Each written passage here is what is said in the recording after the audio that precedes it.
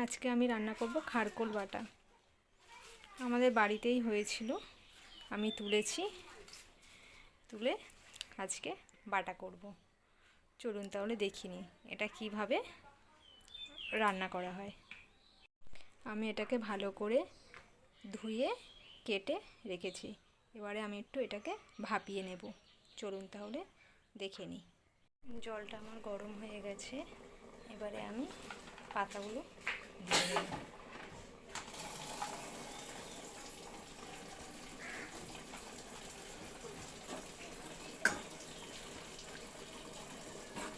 একটু ফুটে উঠলে আমি নামিয়ে নেব।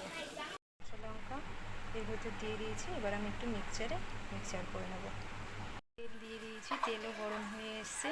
আমি এর ভেতরে নুন হলুদ দিয়ে দিয়েছি। এবার আমি এটা দিয়ে দেবো কড়াইতে, দিয়ে একটু নেড়ে নেব।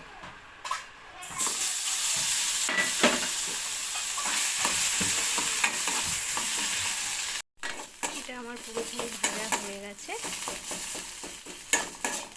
এবারে আমি নামিয়ে নেব। গরম ভাতে এই খারকোল বাটা খেতে খুব ভালো লাগে। আপনারা করে খাবেন, খুব ভালো লাগবে খেতে। আমার খারকোল বাটা পুরোপুরি কমপ্লিট হয়ে গেছে, দেখুন।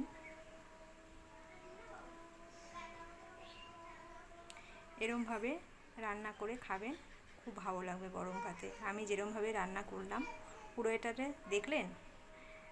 ভালো লাগলে লাইক, কমেন্ট, সাবস্ক্রাইব করতে ভুলবেন না।